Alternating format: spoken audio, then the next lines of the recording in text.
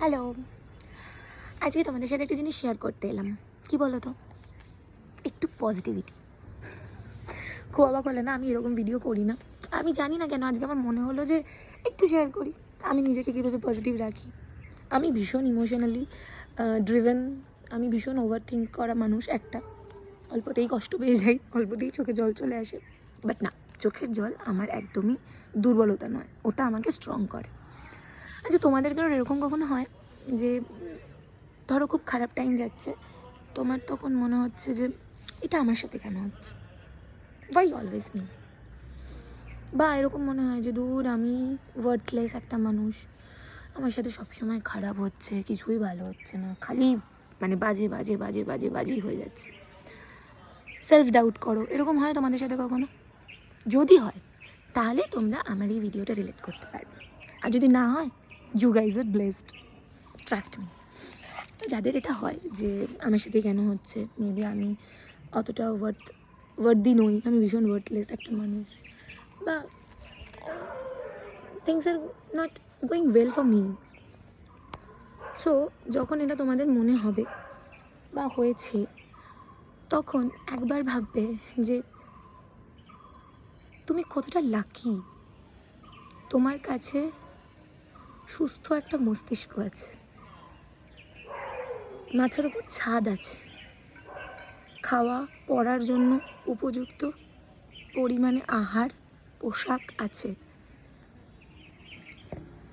Mostly মা বাবা আছে, সুস্থ আছে, তুমি হাত পা সবলভাবে হাঁটাচলা করতে পারছো, ফিজিক্যালি ফিট। এই ছোট ছোট যে মেন নিডগুলো, সেগুলো কত মানুষের কাছে নেই। হসপিটালের সামনে গেলে দেখবে কত মানুষ আমাদের কাছে যা যা আছে সেটা স্বপ্ন দেখছে সেগুলো পাওয়ার, আর আমরা ভাবছি আমরা ওয়ার্থলেস। নো। আর সেকেন্ডলি, ওয়াই মি?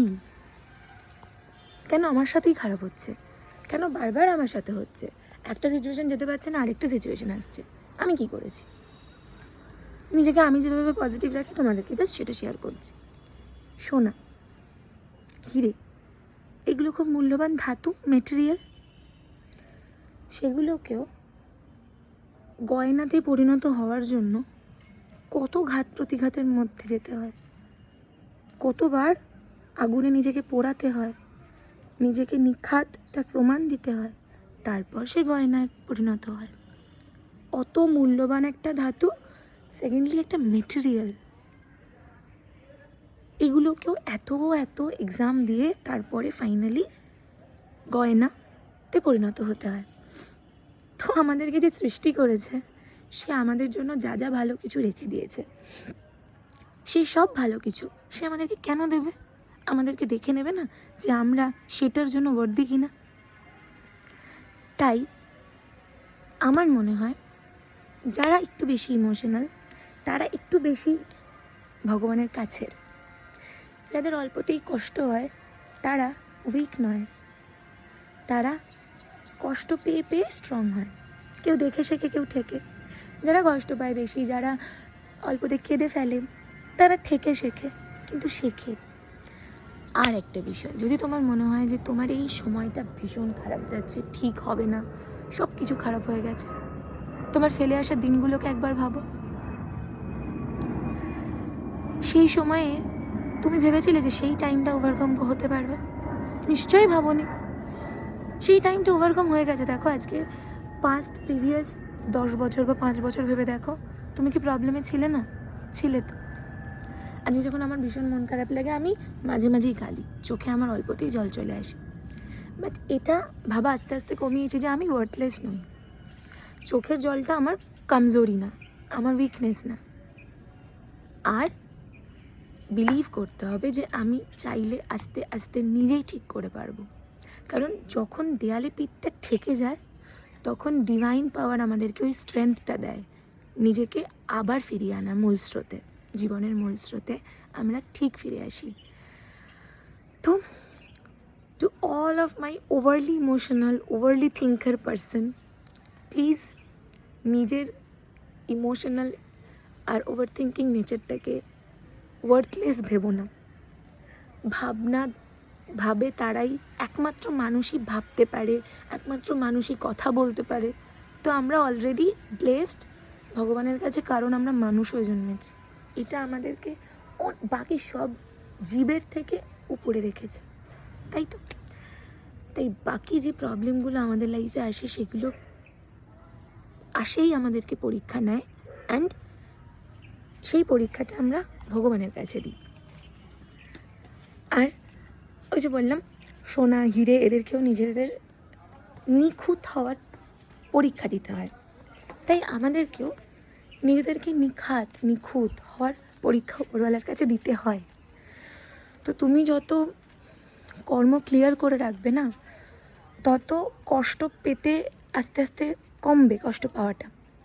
নিজের কর্ম ক্লিয়ার কীভাবে করতে হয় আমি এক্স্যাক্টলি জানি না, তবে আমার মনে হয় যে যত খারাপ সময় তোমার মধ্যে দিয়ে যাচ্ছে, দ্যাট মিনস তোমার কর্ম ক্লিয়ার হচ্ছে।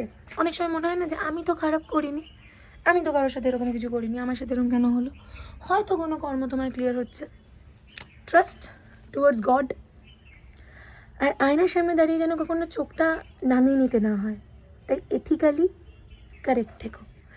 হাজার খারাপ সময় আসুক, তোমাকে হাজারজন হাজার রকমভাবে যা খুশি বলুক, ঠকে যাও, তুমি কাউকে ঠকিও না। এটা আমার মনে হয়। আমি জীবন থেকে যে প্র্যাকটিক্যাল লেসনগুলো পেয়েছি, সেই সব কটা থেকে আমার এটা মনে হয় যে কাউকে ঠকিয়ে ফাইনালি তুমি ভালো থাকবে না। দেখো, জেনে ভুল করা অন্যায়, আর জেনে একই ভুল বারবার করা পাপ। তাই কখনো ভুল করে কাউকে কষ্ট দিয়ে ফেললে না জেনে, হয়তো উপরওয়ালা ক্ষমা করে দেয়, কিন্তু জেনে বারবার কাউকে ইচ্ছাকৃত দুঃখ দেওয়া, ঠকানো, স্পেশালি ঠকানো মানে তার বিশ্বাসটা ভেঙে ফেলা, তোমাকে নিজের কর্মের মধ্যে দিয়ে এটা পুরো করে যেতে হবে।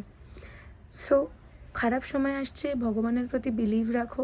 দেয়ালে পিঠ ঠেকে গেছে, উপরওয়ালা ঠিক ওই স্ট্রেংথটা দেবে যাতে আমরা বাউন্স ব্যাক করে আবার নিজেদের লাইফের ছন্দে ফিরতে পারি। বুঝলে? আমার মনে হলো এই কথাগুলো তোমাদের সাথে শেয়ার করি।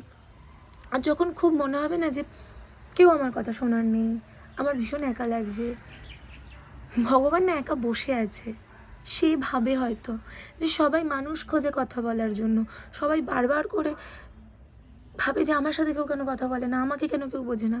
তো তিনি একাই বসে আছে, তিনি উল্টে ভাবে যে আয় আমার কাছে তোরা, কেউ তো আমাকে শেয়ার করে দেখো। একদিন না, টানা নিজের সব দুঃখ, সব কষ্ট, সব চাওয়া না পাওয়া সবটা তাকে শেয়ার করে দেখো, সে নিরাশ করে না। আমাদেরকে ডিরেক্টলি তো তিনি দেখা দেয় না, তবে তিনি আমাদেরকে ওই শক্তিটা জুগিয়ে দেয়, তিনি আমাদেরকে বুঝিয়ে দেয় যে তিনি আমাদের পাশে সবসময় আছে। এবারে ওই ডিভাইন পাওয়ারটাকে আমরা একটা মানুষ একটা দেবদেবীর মাধ্যমে বিশ্বাস করি। তো প্রত্যেকটা ভগবানের প্রতি যে ঈশ্বরকে বেশি নিজের মনে করো, সে তার কাছে গিয়ে সবটা শেয়ার করো। মাধবের কাছে করতে পারো, ভোলে বাবার কাছে করতে পারো, মায়ের কাছে করতে পারো। মা বাবা এরা কি আমাদের কখনো খারাপ চায়? ভোলে বাবা, মা, মাধব, আরও যা ভগবান রয়েছে, গণপতি, যেই রূপে ঈশ্বরকে বিশ্বাস করো, তার কাছে নিজেকে সারেন্ডার করো। যখন মনে হচ্ছে আর আমি পারছি না, তখন তার কাছে গিয়ে রিল্যাক্সড হয়ে কোনো কিছু চেয়েও না, ভগবানকে বলো আমি ভীষণ রকমভাবে একা, আমি আমার দিক থেকে সবটা ঠিক করার চেষ্টা করছি, আমি পারছি না, আমাকে তুমি সেই পাওয়ারটা দাও। ঈশ্বর তোমাকে ওই পাওয়ারটা ঠিক দেবে, আর তখন তুমি বিশ্বাস করতে বাধ্য হবে যে ডিভাইন পাওয়ার বলে কিছু আছে, কেউ তোমার পাশে সবসময় আছে। না হলে যদি পিছনের দিকে প্রিভিয়াস 5-10 বছরে ঘুরে তাকাও, সেই তুমি আর এই তুমি এক নেই। তখনের তুমি আর এখনের তুমির মধ্যে অনেক বেশি স্ট্রং নেচার এসেছে, অনেক প্রবলেম তুমি নিজে সলভ করেছো। ওই পাওয়ারটা কিন্তু ডিভাইন পাওয়ার দিয়েছে তোমায়। তো তাদের প্রতি, যারা আমাদের সৃষ্টি করেছে, আর মা বাবার প্রতি বিশ্বাস রাখো, সব ওভারকাম করবে। ডিফিকাল্টি আসেই, তার সলিউশনের একটা পথ নিয়ে।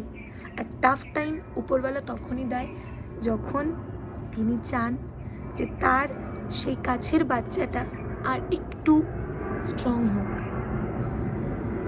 চলো আপাতত এইটুকুই। আমার মনে হলো এগুলো শেয়ার করা উচিত, কারণ যদি কেউ আমার সাথে রিলেট করতে পারো, একটা মানুষেরও যদি হেল্প হয়, ব্যাস এটুকুই। আমি আমার কর্মা ক্লিয়ার করছি।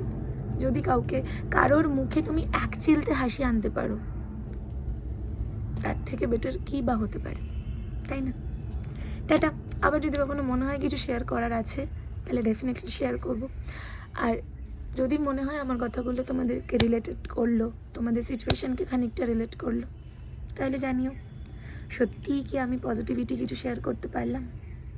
ব্যাস এইটুকুই। এটা আমি কোনো কিছু এক্সপেক্ট করে ভিডিওটা করিনি, জাস্ট মনে হয় যে শেয়ার করলাম, তাই জন্য।